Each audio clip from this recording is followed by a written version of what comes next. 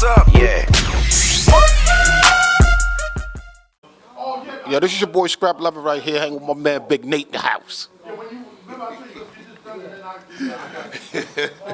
Listen, we got the bro here, man. Listen, this is a classical moment because I come from an era where DJs, dances, they all, you know what I'm saying, heart and soul, from Bobby Brown to what's the other dudes that used to dance to Special Ed? I always wanted to ask y'all, man, did y'all ever have any battles? Because, see, this is the thing.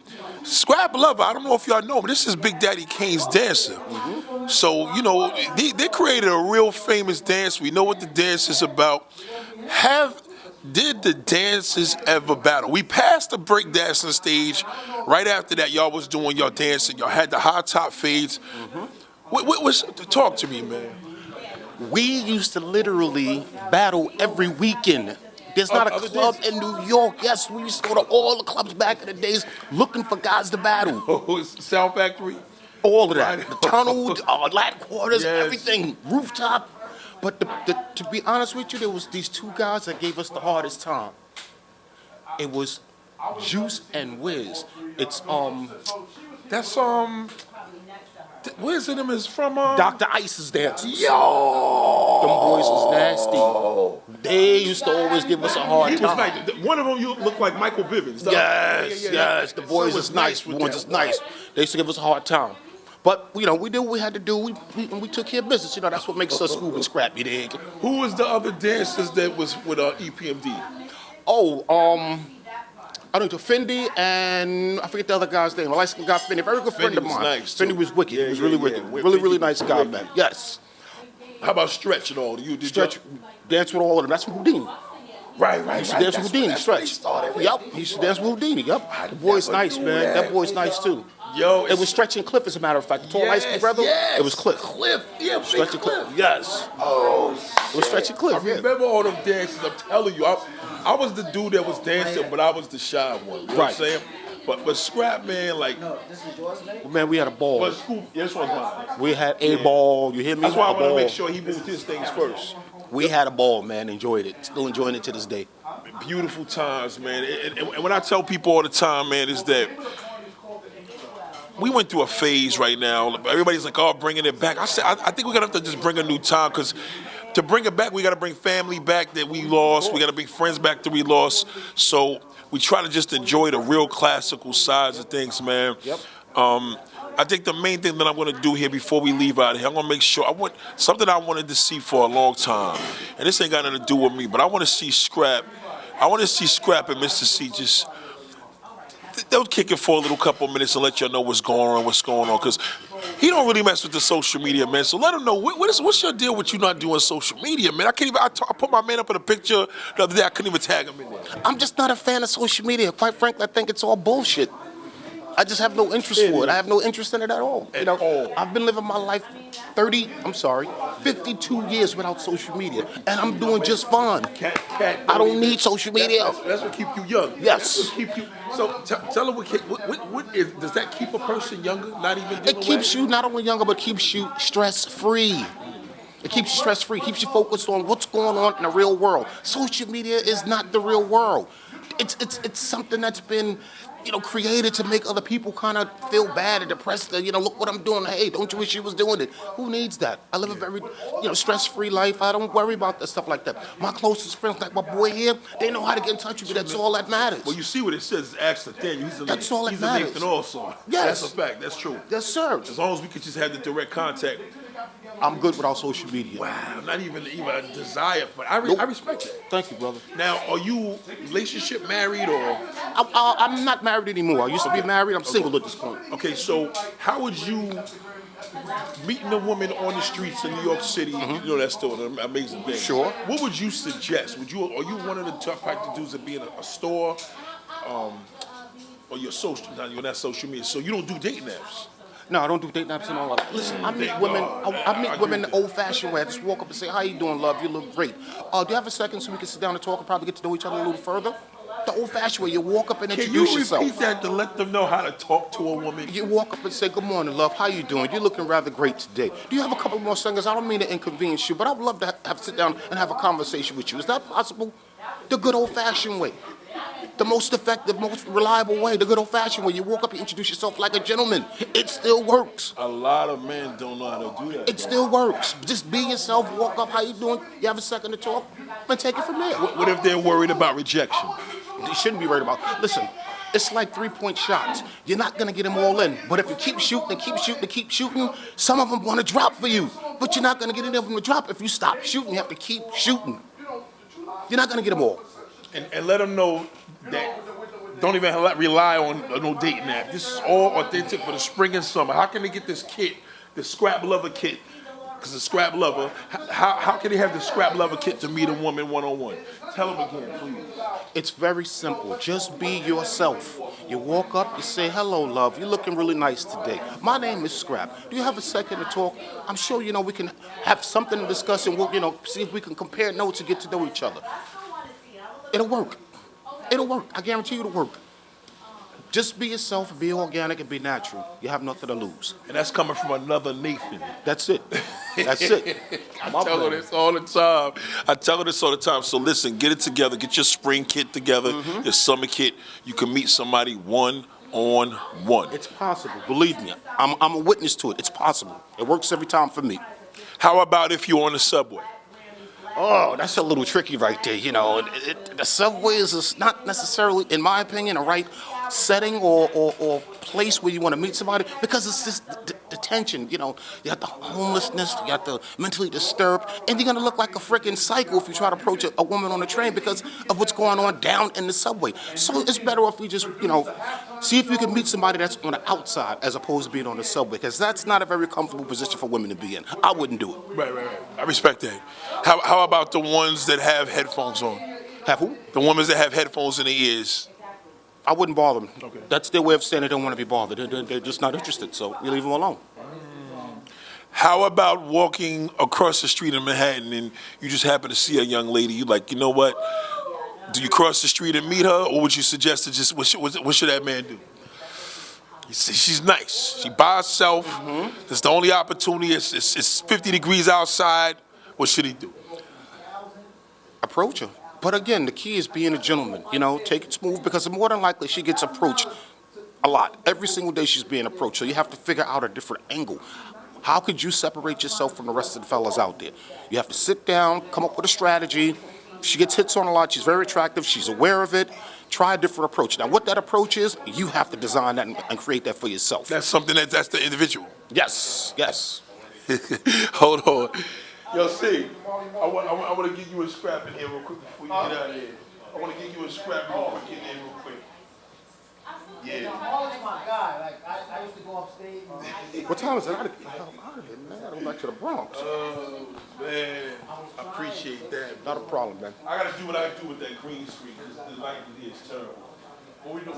Yeah, it's just my YouTube channel, but I just want you and Scrap to do that legendary just be you, man. What do you want to do? What are we doing? We just talking in the city. I remember when you left Top 97. This is his. That's So why is it Act Nathaniel? That's his name. That's your government name, though. Yes, I told him that. I told him that. That's Nate. No, you can roll. That's good right there. Keep going. All right, so I'm trying to figure out exactly. Yeah, the main thing is right now, with C left Hot 97, I remember he was saying the whole thing about the 50 years, you get 50 years old, and it was kind of like, damn, like hip-hop, you know what I'm saying, I'm changed. It was like a change when you left. I was like, damn, does that mean when you turn 50, does hip-hop, is it something that we're supposed to put in the background? So I was like, damn, so has that changed? Now that the pandemic is here, everybody's trying to redo things that we did from the past, but things have changed. Do we bring things from the past or do we create new things? Just that flow. I think that's a question for you. You was on Hot 97, not me. Ask the question. But the question, You want the camera to be here, or no? Just leave it with me and him right here. what is this? Where's the state right now of New York City? You know, I'm a big fan of my New York City from the time when the crack era came out. Things were fun. where do you feel that the state is right now? Is it just mostly a thing where we just streaming and we getting on our computers and do what we do, or is it still a lifestyle in New York City? Well, I mean, if you're talking about, if you're talking for the younger generation, it's alive and well for the younger generation. So, I mean, I love what the younger generation is doing. So whether it's Fabio Foreign, whether it's Ice Spice, who's new on the scene, whether it's Lola Brooke, new on the scene, the fact that there's more and more rappers from New York that's making big records, not just for New York, but they're making big records that's more national, and they're getting more known nationally. It's a great thing. So for the younger generation, I love what I'm seeing from the rappers from New York. Now, as far as well, Ice Spice is from the Bronx. The drill music, as far as like the whole situation that's happened with so many of the brothers. The Lord's trying to shut them down because they had their little movement going, but now it's kind of dwindling down with the Bronx drill music. But like you said, Spice is a drill artist. Right. Spice is a drill artist herself. So do you feel now, like, I love the young music as well, but I feel that they're trying to kind of water down what's going on in the Bronx. I mean, I don't know the particulars of all of that or whatever. Only thing I will say is that